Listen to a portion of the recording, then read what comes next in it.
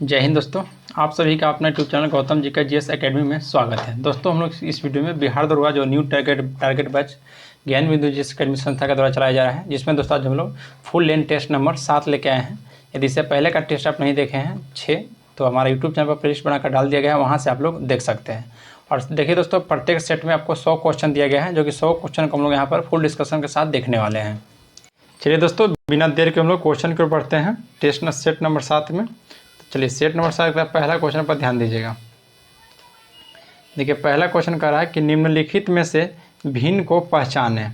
तो देखिए दोस्तों, हैंडपंप, चिमटा, पिलास और सिरासी। तो जो ऑप्शन इसका बी हो जाएगा दोस्तों चिमटा। चिमटा आपका इसलिए राइट हो जाएगा, ध्यान देना है कि चिमटा क्यों राइट हो जाएगा, क्योंकि हैंडपंप, पिलास और सिरासी जो है दोस्तों यह प्रथम श्रेणी का आपका उत्तोलक है, और जो आपका चिमटा है यह आपका तृतीय श्रेणी का उत्तोलक है। तो इसलिए आपका दोस्तों भिन्न हो जाएगा चिमटा। नेक्स्ट है कि रासायनिक ऊर्जा को प्रकाश ऊर्जा एवं ऊष्मा ऊर्जा में परिवर्तित करता है। तो यह दोस्तों याद रखना है मोमबत्ती। मोमबत्ती जो है यह रासायनिक ऊर्जा को प्रकाश एवं ऊष्मा ऊर्जा में परिवर्तित करता है। विद्युत सेल दोस्तों आपको याद रखना है, रासायनिक ऊर्जा को विद्युत ऊर्जा में परिवर्तित करता है।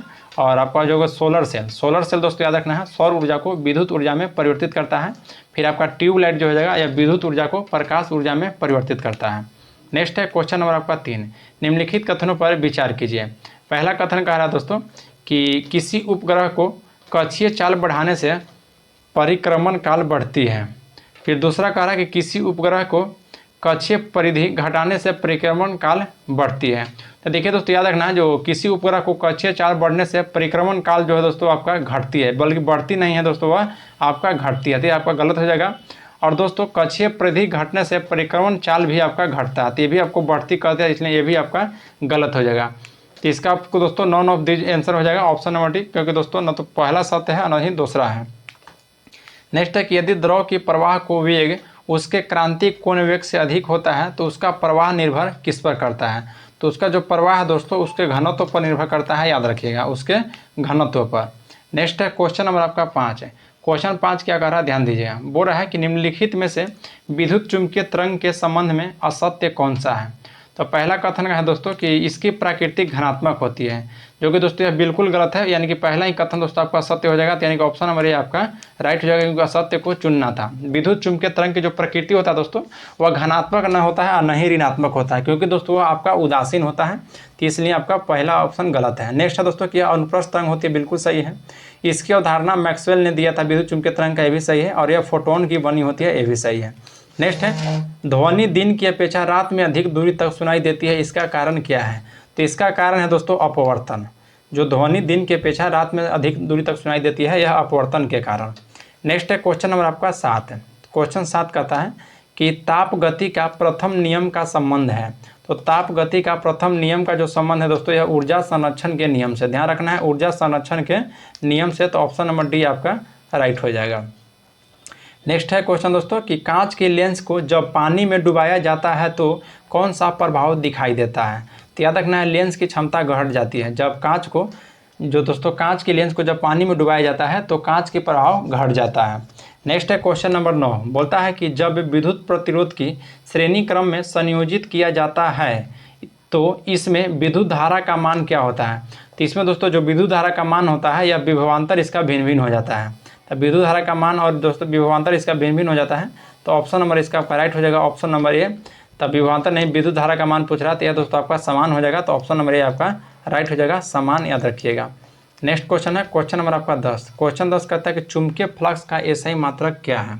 तो चुंबकीय फ्लक्स का एसआई मात्रक दोस्तों याद रखना है आपका मैक्सवेल हो जाएगा। चुंबकीय फ्लक्स का एसआई मात्रक आपका मैक्सवेल हो जाएगा, ऑप्शन नंबर बी। और दोस्तों आपको टेस्ला याद रखना है, चुंबकीय तीव्रता का एसआई मात्रक होता है। और गाउस की बात की जाए तो यह चुंबकीय प्रेरण का एसआई मात्रक होता है। नेक्स्ट है कि निम्नलिखित में से मैग्नीशियम का कोर इलेक्ट्रॉन कितना है। तो मैग्नीशियम का दोस्तों कोर इलेक्ट्रॉन कितना है। तो देखिए मैग्नीशियम दोस्तों आपका 2 8 हो जाएगा। कोर इलेक्ट्रॉन कितना हो जाएगा, तो 2 और 8 हो जाएगा, याद रखना है। कोर इलेक्ट्रॉन की बात की जाए तो किसी तत्व के परमाणु के नाभिक के अंतिम कक्षा में उपस्थित इलेक्ट्रॉन को छोड़कर बाकी बचे इलेक्ट्रॉन को दोस्तों कोर इलेक्ट्रॉन कहते हैं। नेक्स्ट है कि सहसंयोजी यौगिक के संबंध में कौन सा कथन असत्य है। तो देखिए जो ऑप्शन सी दिया गया दोस्तों कि यह जल में घुलनशील होते हैं, या दोस्तों कथन बिल्कुल असत्य है, क्योंकि दोस्तों जो सहसंयोजी यौगिक होता है यह जल में अविलय, जबकि कार्बनिक विलायक में दोस्तों विलय होते हैं, याद रखना है। नेक्स्ट है क्वेश्चन नंबर 13। क्वेश्चन 13 का रहा है कि नदी का गंदा जल उदाहरण है। तो नदी का गंदा जो जल है दोस्तों, किसका उदाहरण है? तो निलंबन विलयन का। ध्यान रखना कि इसका तो निलंबन विलयन का, तो ऑप्शन बी आपका राइट हो जाएगा। नेक्स्ट है कि चार्ल्स का नियम का अचर है। तो देखिए चार्ल्स के नियम का जो अचर होता है दोस्तों, वह याद रखना है आपका दाब जो हो जाता है, यह आपका अचर हो जाता है। और बॉयल का नियम में दोस्तों अचर पद आपका ताप हो जाता है, और दाब के नियम में अचर पद आयतन, और गैस की अवस्था में समीकरण का अचर पद आपका परिमाण हो जाता है। नेक्स्ट है कि बोरेक्स अयस्क है। तो बोरेक्स दोस्तों आपका किसका अयस्क है? तो बोरेक्स आपको याद रखना है या सोडियम का अयस्क है, तो ऑप्शन नंबर ए आपका राइट हो जाएगा। नेक्स्ट है कि घास में कौन सा अम्ल होता है? तो घास में दोस्तों याद रखना है कौन सा अम्ल होता है? तो घास में ऑप्शन सी हो जाएगा, यानी कि बेंजोइक अम्ल होता है। ऑप्शन नंबर सी याद रखना है। गेहूं में दोस्तों आपको ग्लूटेमिक अम्ल होता है, ग्लूटेमिक अम्ल होता है। ऑक्जेलिक अम्ल दोस्तों सारेल के वृक्ष में, और एसेटिक अम्ल फलों के रस में होता है। नेक्स्ट है कि हाइड्रोजन बम का आविष्कार किसने किया था? तो हाइड्रोजन बम, देखिए हाइड्रोजन बम का आविष्कार किया था दोस्तों एडवर्ड टेलर ने, एडवर्ड टेलर ने, याद रखिएगा। नेक्स्ट है कि आवर्त सारणी में वर्ग में ऊपर से नीचे जाने पर इलेक्ट्रॉन की प्रति का मान क्या होता है? तो आवर्त सारणी में दोस्तों वर्ग में ऊपर से नीचे जाने पर इलेक्ट्रॉन का जो मान होता है वो आपको याद रखना है घटती है। क्या होता है दोस्तों? तो घटती है। नेक्स्ट है कि हवाई जहाज़ की ढांचा, ध्यान रखना है, हवाई जहाज़ की ढांचा बनाने में निम्नलिखित में से किस मिश्र धातु का उपयोग किया जाता है? तो यह दोस्तों आपका राइट आंसर हो जाएगा 19 का, ऑप्शन नंबर सी दोस्तों मैग्नीशियम का, मैग्नीशियम का। नेक्स्ट है क्वेश्चन नंबर 20, बोल रहा है कि एक्वा रेजिया मिश्रण है। तो एक्वा रेजिया दोस्तों किसका मिश्रण है? तो याद रखना है एक्वा रेजिया हाइड्रोलिक अम्ल और हाइड्रोक्लोरिक अम्ल और दोस्तों नाइट्रिक अम्ल का मिश्रण है एक्वा रेजिया। और एक्वा रेजिया दोस्तों 3 अनुपात है, हाइड्रोक्लोरिक अम्ल तथा एक अनुपातिक हो जाता है आपका दोस्तों नाइट्रिक अम्ल, ये दोनों का आपका मिश्रण है। तो ऑप्शन नंबर आपका बी राइट हो जाएगा। नेक्स्ट है क्वेश्चन नंबर दोस्तों आपका 21। देखिए क्वेश्चन 21 क्या कहता है, ध्यान दीजिएगा।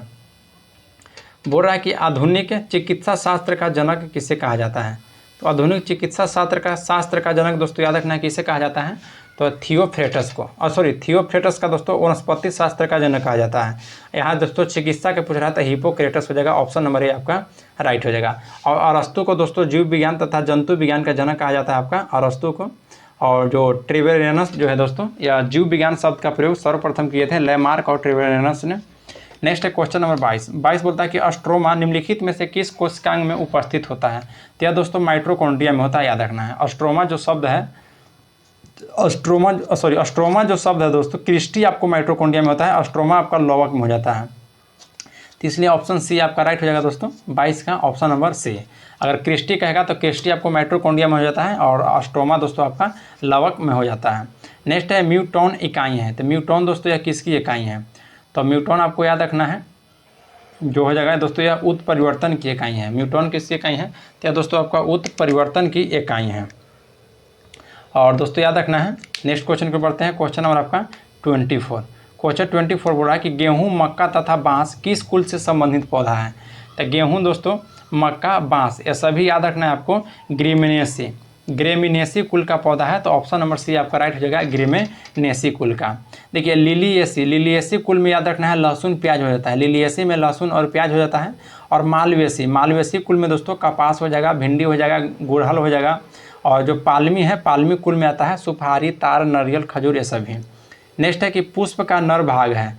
तो पुष्प का नर भाग कौन सा दोस्तों? तो पुकेसर, पुष्प का नर भाग पुकेसर हो जाएगा। और जाएंग और जो वर्तिका है दोस्तों, ये आपका पुष्प का मादा जनन अंग है।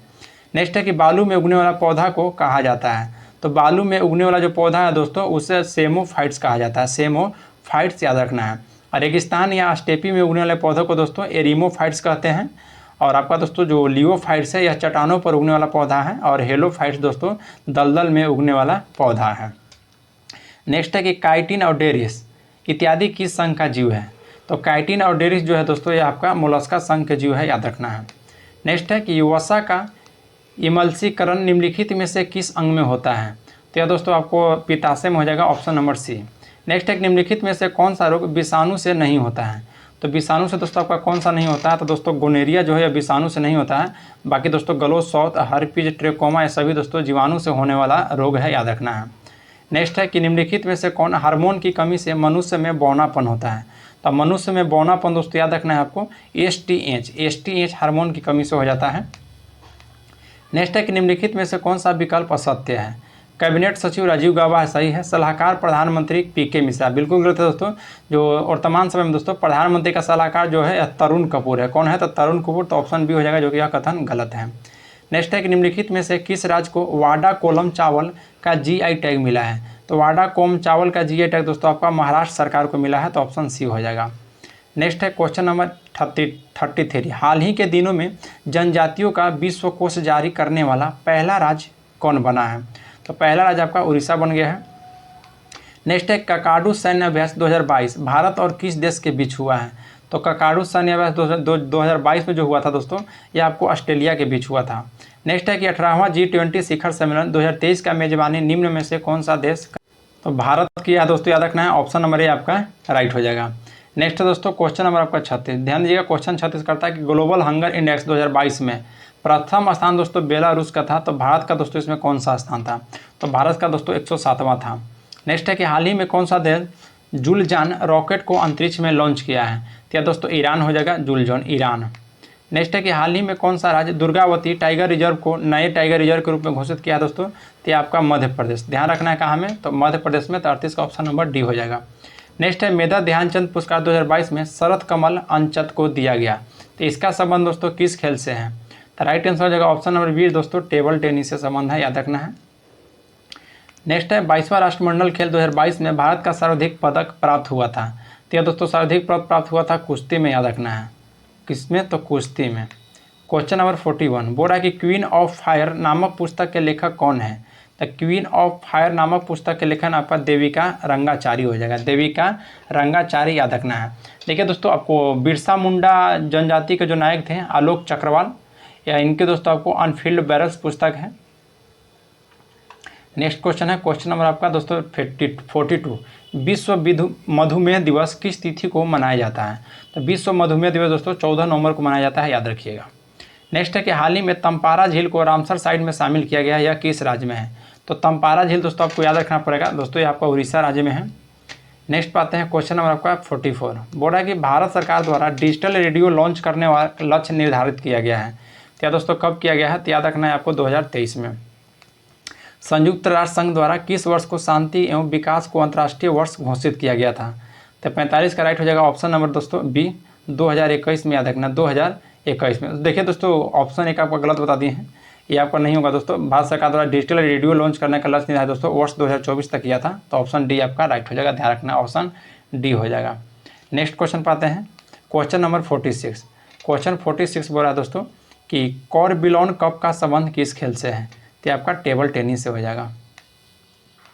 नेक्स्ट है कि टाइम कीपर शब्द वाले शब्द किस खेल से संबंधित है? तो टाइम कीपर जो हो जाएगा दोस्तों, ये आपका ऑप्शन डी हो जाएगा, कुश्ती से। नेक्स्ट है कि मुद्रा वह वस्तु जिसे वस्तुओं का मूल्य चुकाने तथा अन्य प्रकार के व्यावसायिक दायित्व को निपटाने के लिए व्यापक रूप से स्वीकार किया जाता है, तो मुद्रा के संबंध दोस्तों यह परिभाषा किस विद्वान ने दिया था? तो 48 का राइट आंसर दोस्तों ऑप्शन सी रॉबर्टसन ने दिया था, याद रखना किसने दिया था? तो आपका रॉबर्टसन ने दिया था। नेक्स्ट क्वेश्चन है कि वॉल स्ट्रीट किसका नाम है? तो वॉल स्ट्रीट जो है दोस्तों यह किसका नाम है? तो न्यूयॉर्क का जो स्टॉक एक्सचेंज है उसे वॉल स्ट्रीट नाम है। क्वेश्चन नंबर 50 का रहा है कि जानकी रमन समिति किस विषय से संबंधित है? तो जानकी रमन जो समिति है दोस्तों वो आपका प्रतिभूति घोटाला से संबंधित है, याद रखना है। बाकी दोस्तों स्वामीनाथन समिति याद रखना है, यह जनसंख्या नीति से संबंधित है। और बेरोजगारी का जो अनुमान लगाया गया है वह दोस्तों दांतवाला समिति का संबंध है। फिर कृषि शाखा याद रखना है आपको, खुसरो समिति से संबंध है, खुसरो समिति। नेक्स्ट है कि निम्नलिखित में से कौन नवपाषाणकालीन बस्ती नहीं है? तो नवपाषाणकालीन दोस्तों में से कौन सा बस्ती नहीं है? तो राइट हो जाएगा ऑप्शन नंबर सी सराय नाहरराय। सराय नाहरराय जो है दोस्तों यह मध्यपाषाणकालीन बस्ती है, मध्यपाषाणकालीन बस्ती। नेक्स्ट है कि निम्नलिखित कथनों पर विचार कीजिए। आर्यों का प्रारंभिक जीवन कृषि पर आधारित था। ठीक है दोस्तों, आर्यों का जो प्रारंभिक जीवन था वह कृषि पर आधारित नहीं था, याद रखना है पशुचारण पर आधारित था। नेक्स्ट है दोस्तों कि आर्यों का प्रारंभिक इतिहास का जानकारी मुख्य स्रोत ऋग्वेद से मिलता है, बिल्कुल सही है दोस्तों, तो ऑप्शन बी हो जाएगा कि केवल 2 सही है। नेक्स्ट है कि प्रथम जैन संगीति को पाटलिपुत्रा में आयोजित हुआ था, तो उस समय वहाँ का शासक कौन थे? जो पाटलिपुत्रा में हुआ था दोस्तों वहाँ का शासक कौन थे? तो आपका ट्रिक बताया था कि आज का अशोक कौन, तो आज से हो जाएगा दोस्तों कौन? तो आपका अज्ञात शत्रु में जो यानी कि 53 का राइट आंसर होगा दोस्तों option number D Chandragupta Maurya. Chandragupta Maurya याद रखना है। प्रथम जैन संगति दोस्तों पाटलिपुत्रा में 322 BC में हुआ था। कब? तो 322 BC में हुआ था। और वहाँ के समय शासक दोस्तों चंद्रगुप्त मौर्य थे, याद रखना है। नेक्स्ट है क्वेश्चन नंबर 54, बोलता है कि मूर्ति पूजा का प्रारंभ माना जाता है। तो मूर्ति पूजा का दोस्तों जो प्रारंभ माना जाता है वो आपका कुषाण काल से, ध्यान रखना है, कुषाण काल से प्रारंभ माना जाता है। नेक्स्ट है कि निम्नलिखित में से कौन साहित्य गुप्तकालीन है। तो दोस्तों जो ऑप्शन बी दिया गया है कि मृच्छ कटिकम या दोस्तों गुप्तकालीन है, याद रखना है। नेक्स्ट है क्वेश्चन नंबर 56, सल्तनत काल का सबसे पढ़ा लिखा विद्वान शासक जो धार्मिक दृष्टि से उदार व सहिष्णु था, तो वह कौन था दोस्तों। तो वह याद रखना है मोहम्मद बिन तुगलक था, मोहम्मद बिन तुगलक था, याद रखना है। नेक्स्ट पाते हैं क्वेश्चन नंबर आपका 57, बोल रहा है कि कृष्ण का अवतार किस संत को माना जाता है। तो कृष्ण का अवतार जो माना जाता है दोस्तों वो आपका चैतन्य महाप्रभु का, कृष्ण का अवतार चैतन्य महाप्रभु को माना जाता है।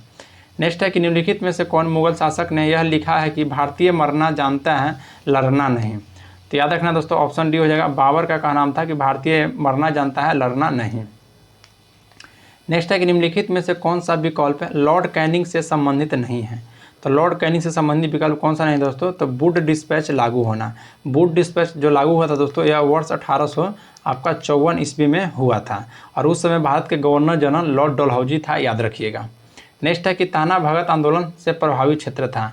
तो ताना भागा आंदोलन जो हुआ था दोस्तों जतारा भगत के नेतृत्व में, और यह कौन सा प्रभावित क्षेत्र था दोस्तों, तो ऑप्शन ए आपका राइट हो जाएगा, बिहार था, याद रखना है।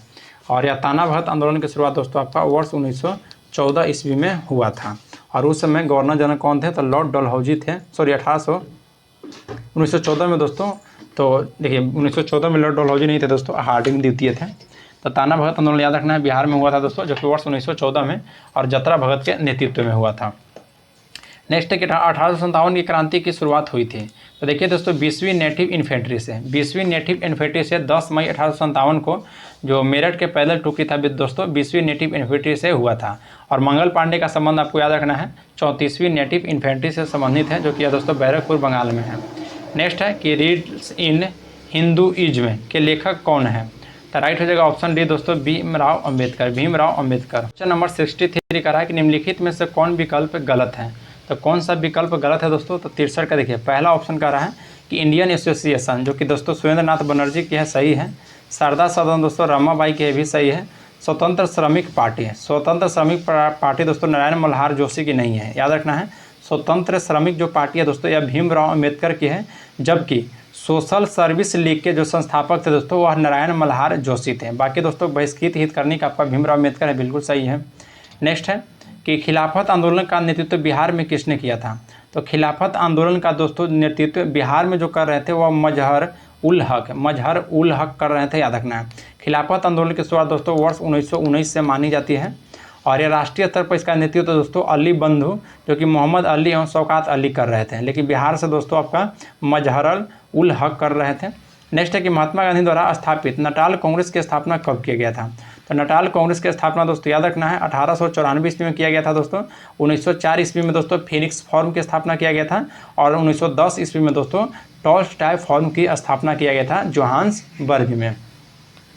नेक्स्ट है अगाती हवाई अड्डा स्थित है। तो अगाती हवाई अड्डा दोस्तों आपका लक्षद्वीप में अवस्थित है, याद रखना है। नेक्स्ट है ब्रह्मपुत्र नदी भारत में प्रवेश करती है। तो ब्रह्मपुत्र नदी जो है दोस्तों यह भारत में यांगयाप दर्रा से प्रवेश करती है। किस दर्रा से, तो यांगयाप दर्रा से। तो ऑप्शन नंबर सी आपका राइट हो जाएगा। ब्रह्मपुत्र नदी दोस्तों भारत में यांगयाप दर्रा से प्रवेश करती है। ब्रह्मपुत्र नदी को आपको चीन में सांगपो के नाम से जाना जाता है, अरुणाचल प्रदेश में दोस्तों दिहांग के नाम से जाना जाता है, असम में ब्रह्मपुत्र के नाम से जाना जाता है और जमुना के नाम से आपका बांग्लादेश में जाना जाता है। नेक्स्ट है राष्ट्रीय जल मार्ग 6 किस नदी पर स्थित है। तो राष्ट्रीय जल मार्ग जो 6 है दोस्तों ये आपको याद रखना है बराक नदी पर अवस्थित है और गंगा नदी पर दोस्तों आपको याद रखना है राष्ट्रीय जल मार्ग 1 है और ब्रह्मपुत्र नदी पर दोस्तों आपका राष्ट्रीय जल मार्ग 2 है और 6 पूछा तो आपका बराक नदी हो जाएगा। नेक्स्ट क्वेश्चन है क्वेश्चन नंबर 69 कि बालमुरी जलप्रपात किस राज्य में अवस्थित है। तो ये आपका दोस्तों कर्नाटक राज्य में अवस्थित है बालमुरी जलप्रपात, याद रखना है। नेक्स्ट क्वेश्चन पाते हैं क्वेश्चन नंबर आपका 70 कि ग्रीष्म ऋतु में आने वाली फलों वाली बौछार वर्षा लाभान्वित राज्य कौन सा है। लाभान्वित राज्य दोस्तों कौन सा है, तो आपको याद रखना है केरल है। ऑप्शन ए राइट हो जाएगा केरल। देखिए दोस्तों आम्र वर्षा केरल व कर्नाटक में आता है जो कि आम की फसल के लिए लाभदायक होता है। चलिए नेक्स्ट है कि निम्नलिखित कथनों पर विचार कीजिए। पहला कथन कह रहा है दोस्तों कि निम्नलिखित जलोढ़ मृदा में पोटास एवं चूने की अधिकता होती है, जो कि बिल्कुल सही है दोस्तों। और इसमें मृदा स्तर नहीं पाया जाता, ये भी सही है। नेक्स्ट है कि जलोढ़ मृदा को 4 भागों में वर्गीकृत किया गया है, बिल्कुल सही है दोस्तों। तो सत्य पूछ रहा है तो ऑप्शन सी हो जाएगा, 1 और 2 दोनों सत्य है। नेक्स्ट है कि उष्णकटिबंधीय सदाबहार वनस्पतियों को घर कहा जाता है। तो उष्णकटिबंधीय सदाबहार वनस्पतियों का जो घर कहा जाता है वो आपका दोस्तों अंडमान निकोबार को कहा जाता है। नेक्स्ट क्वेश्चन है क्वेश्चन नंबर दोस्तों आपका 73। बोल रहा है कि मैकरोनी कौन सी फसल की किस्म है। तो मैकरोनी जो है दोस्तों आपका गेहूँ की किस्म है, गेहूँ की किस्म। नेक्स्ट है कि भारत में पशु की गणना आयोजित होते हैं। तो यह दोस्तों प्रत्येक 5 वर्ष में होता है, ध्यान रखना है प्रत्येक 5 वर्ष में होता है। तो ऑप्शन सी आपका राइट हो जाएगा। और भारत में पशुओं की गणना दोस्तों वर्ष 1919 से प्रारंभ हुआ था, याद रखना है। और आज़ादी के बाद प्रथम पशु की गणना वर्ष 1951 में हुआ था। जबकि वर्तमान समय में दोस्तों जो 2017 में गणना हुई थी वह 20वीं थी, ध्यान रखना है 2017 में हुई थी तो वह दोस्तों 20वीं थी आपका। नेक्स्ट है कि पशमीना ऊन की प्राप्ति होती है। तो पशमीना ऊन की जो प्राप्ति होता है यह दोस्तों आपका बकरी से होता है, ध्यान रखना है बकरी से। अंगोरा ऊन दोस्तों आपका खरगोश से होता है। और ऊन का सर्वाधिक उत्पादक राज्य आपका राजस्थान है। नेक्स्ट है क्वेश्चन नंबर 76 कि ईगल नेस्ट वन जीव अभयारण्य अवस्थित है। तो यह आपका दोस्तों अरुणाचल प्रदेश में अवस्थित है, याद रखना है। नेक्स्ट है कि निम्नलिखित में से कौन सा गर्म जलधारा प्रशांत महासागर में की है। तो प्रशांत महासागर की दोस्तों कौन सा जलधारा जो गर्म है, तो सुसीमा की जलधारा, याद रखना है सुसीमा की जलधारा। देखिए कनारी की जो जलधारा है दोस्तों इसको याद रखना है, यह अटलांटिक महासागर की ठंडी जलधारा है। फिर फ्लोरिडा की जलधारा दोस्तों ये भी अटलांटिक महासागर की है, लेकिन यह दोस्तों गर्म जलधारा है। और ब्राज़ील जलधारा दोस्तों ये भी अटलांटिक महासागर की है, लेकिन यह दोस्तों गर्म ये भी है। फ्लोरिडा दोस्तों ब्राज़ील दोस्तों ये आपका गर्म जलधारा है, याद रखना है। क्वेश्चन नंबर दोस्तों 78 का रहा है कि दस्त ए काबीरा और दस्त ए लूट मरुस्थल है। तो यह दोस्तों आपका ईरान में अवस्थित है, याद रखना है कहाँ में, तो ईरान में। तकला मकान मरुस्थल दोस्तों आपको याद रखना है, तकला मकान जो मरुस्थल पूछेगा तो चीन में है। और सोमाली मरुस्थल आपका सोमालिया में अवस्थित है। नेक्स्ट है कि सतकोशिया बाघ अभयारण्य किस राज्य में है। तो सतकोशिया जो बाघ अभयारण्य है ये आपका दोस्तों उड़ीसा राज्य में है। नेक्स्ट है कि पाखू पीला किस राज्य की लोक नृत्य है। तो पाखू जो पीला है दोस्तों अस्सी का, तो ऑप्शन आपका सी राइट हो जाएगा, मिजोरम की है। नेक्स्ट पाते हैं क्वेश्चन नंबर 81 कि निम्नलिखित में से कौन सी महिला संविधान सभा की सदस्य नहीं रही है। तो संविधान सभा की सदस्य जो नहीं रही है दोस्तों आपका उषा मेहता है, जो कि ऑप्शन ए में दिया गया। उषा मेहता ये आपकी नहीं रही है।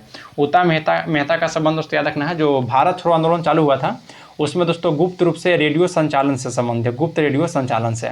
और हंसी मेहता का संबंध दोस्तों संविधान सभा से है, याद रखना है। नेक्स्ट लोकतांत्रिक व्यवस्था से अभिपार्य है। तो लोकतांत्रिक अर्थव्यवस्था से दोस्तों याद रखना है शासन संचालन की संप्रभुता जनता के पास होना है, लोकतांत्रिक। निम्नलिखित में से किस देश के नागरिक को OCI में शामिल नहीं किया जाता है। तो OCI में दोस्तों याद रखना है जो आपको बांग्लादेश की होता है नागरिक, इनको शामिल नहीं किया जाता है। OCI होता है दोस्तों ओवरसीज सिटीजन ऑफ इंडिया। सहकारी समिति का गठन करना कौन सा मौलिक अधिकार है। तो सहकारी समिति का गठन करना दोस्तों आपको याद रखना है स्वतंत्रता का अधिकार है। तो ऑप्शन नंबर बी आपका राइट हो जाएगा। देखिए 97वां संविधान संशोधन अधिनियम 2011 के तहत दोस्तों सहकारी संस्था भारतीय संविधान के अनुच्छेद 43 के ख और भाग 4 में रखा गया था। और अनुच्छेद 19 के फर्स्ट के सी में भाग 3 में जोड़ा गया है, याद रखिएगा। नेक्स्ट है क्वेश्चन नंबर 85। बोला कि प्रधानमंत्री की नियुक्ति एवं अन्य मंत्रीगण की नियुक्ति को राष्ट्रपति की शक्ति में से कौन सा है। तो 85 का दोस्तों आपका राइट आंसर हो जाएगा ऑप्शन नंबर बी, यानी कि कार्यपालिका। क्या हो जाएगा दोस्तों, तो कार्यपालिका। और दोस्तों आप देखिए याद रखना है राष्ट्रपति की न्यायिक शक्ति जो होता है वह अनुच्छेद 72 में प्रदान करता है। राष्ट्रपति दोस्तों जो वित्तीय शक्ति प्रदान करता है वह अनुच्छेद 360 में करता है। चलिए नेक्स्ट है कि अनुच्छेद 132 में उच्चतम न्यायालय की शक्ति प्रदान करता है। तो वह दोस्तों याद रखना है आपको अपीलीय अधिकारिता के रूप में, अपीलीय अधिकारिता के रूप में। और अनुच्छेद 131 के बाद कहेगा दोस्तों, तो अनुच्छेद 131 में याद रखना है उच्चतम न्यायालय को प्रारंभिक अधिकारिता प्रारंभ होता है। तो हो जाएगा आपको दोस्तों अनुच्छेद 131 में। सलाहकारी अधिकारिता की बात की जाए दोस्तों तो बताना है सलाहकारी शक्ति, तो दोस्तों अनुच्छेद 143 में किया गया है। और रीट अधिकारिता दोस्तों अनुच्छेद 32 में। नेक्स्ट है क्वेश्चन नंबर 87 बोलता है कि व्यापार वाणिज्य और समागम की स्वतंत्रता का प्रावधान किस देश से गृहीत किया गया है। तो यह दोस्तों आपको याद रखना है ऑस्ट्रेलिया से। ऑप्शन आपका बी राइट हो जाएगा, ऑस्ट्रेलिया से। नेक्स्ट पाते हैं क्वेश्चन नंबर 88। निम्नलिखित में से किस राज्य में पंचायती राज व्यवस्था लागू नहीं है। तो पंचायती राज व्यवस्था दोस्तों कहाँ में आपका लागू नहीं है। तो ऑप्शन डी हो जाएगा दोस्तों आपका मिजोरम में क्वेश्चन नंबर दोस्तों 89 बोल रहा है कि निम्नलिखित में से कौन सा राष्ट्रीय राजनीतिक पार्टी नहीं है। तो राजनीतिक पार्टी दोस्तों इसमें से कौन सा नहीं है, तो देखिए ऑप्शन जो सी दिया गया है समाजवादी पार्टी, ये आपका नहीं है। नेक्स्ट है कि लोकपाल के अध्यक्ष व सदस्य बनने के लिए न्यूनतम उम्र क्या होना चाहिए। तो लोकपाल व अध्यक्ष और सदस्य बनने के लिए दोस्तों जो न्यूनतम आयु होता है वह ध्यान रखना कितना होता है, तो वो दोस्तों 45 वर्ष हो जाता है। तो देखिए इसमें ऑप्शन डी में दिया गया है, आपका ऑप्शन डी दोस्तों आपका सही हो जाएगा। और लोकसभा तथा विधानसभा की पूछेगा दोस्तों सदस्य बनने के लिए तो 25 वर्ष हो जाएगा, और राज्यसभा तथा विधान परिषद के पूछेगा तो 30 वर्ष हो जाएगा, और राष्ट्रपति, उपराष्ट्रपति और राज्यपाल बनने का न्यूनतम आयु 35 वर्ष होता है। नेक्स्ट है कि अंतर्राज्यीय परिषद की बैठक की अध्यक्षता कौन करता है। तो राइट आंसर हो जाएगा दोस्तों ऑप्शन नंबर आपका ए, प्रधानमंत्री करता है। अंतर्राज्यीय परिषद के बैठक याद रखना है। और अंतर्राज्यीय परिषद का दोस्तों गठन की बात की जाए तो अनुच्छेद 263 के तहत 1990 में राष्ट्रपति के द्वारा किया गया था। नेक्स्ट है कि भाषाई अल्पसंख्यक के लिए अधिकारी को नियुक्ति राष्ट्रपति करेंगे। यह प्रावधान दोस्तों किस अनुच्छेद में किया गया है, तो यह अनुच्छेद 350 के ए में किया गया है, और सॉरी 350 के बी में दोस्तों, 350 के नहीं 350 के बी में। नेक्स्ट है कि निम्नलिखित में से असत्य विकल्प का चयन करें। तो असत्य दोस्तों देखिए महाराष्ट्र में दोस्तों विधानसभा की सीट 288 है, सही है। फिर दोस्तों कर्नाटक में 230 नहीं दोस्तों, कर्नाटक में 230 नहीं है, बल्कि कर्नाटक में दोस्तों आपका 224 सीट है, याद रखना है आपका विधानसभा के। बाकी राजस्थान में 200 और गुजरात में 182 सही है। नेक्स्ट है कि लोक लेखा समिति को मित्र, गाइड और मार्गदर्शक के रूप में कार्य करता है। तो दोस्तों कौन कार्य करता है, तो देखिए इसमें दोस्तों जो ऑप्शन सी दिया गया है कि नियंत्रण एवं महालेखा परीक्षक, ये आपका बिल्कुल सही हो जाएगा। नेक्स्ट क्वेश्चन पर आते हैं। क्वेश्चन नंबर आपका दोस्तों 95 क्वेश्चन कह रहा है कि राष्ट्रीय न्यायिक नियुक्ति आयोग की स्थापना किस संविधान संशोधन के तहत हुआ है। तो 95 का दोस्तों ऑप्शन बी हो जाएगा। 99वां संविधान संशोधन 2014 के तहत राष्ट्रीय न्यायिक नियुक्ति आयोग की स्थापना किया गया था, याद रखना है। बाकी दोस्तों 97वां संविधान संशोधन 2011 के तहत सहकारी समिति का प्रावधान किया गया है। फिर देखिए 100वां जो संविधान संशोधन 2015 में हुआ था, इसमें दोस्तों बांग्लादेश को भूमि हस्तांतरण पर किया गया था। नेक्स्ट 102वां संविधान संशोधन और 2015 में हुआ था। 102वां दोस्तों कह रहा है, 102वां 2018 में हुआ था, बिल्कुल सही है, जो कि राष्ट्रीय पिछड़ा वर्ग आयोग का गठन करता है अनुच्छेद 338 के ख के तहत। इसके बाद से दोस्तों आपका मैथ है, तो मैथ के लिए दोस्तों हम आपको इसको पीडीएफ देंगे जो कि टोटल 100 क्वेश्चन रहेगा। तो पीडीएफ के लिए दोस्तों हमारे डिस्क्रिप्शन में टेलीग्राम का लिंक दिया गया है, वहाँ सब लिंक में ज्वाइन हो जाइए टेलीग्राम में, और वहाँ पर इसका पीडीएफ आपको मिल जाएगा। तो चलिए दोस्तों वीडियो आप लोग को अच्छा लगा होगा तो लाइक जरूर कीजिए और बेल आइकन को प्रेस कर लीजिए। मिलते हैं आप लोग से नेक्स्ट क्लास में। जय हिंद दोस्तों।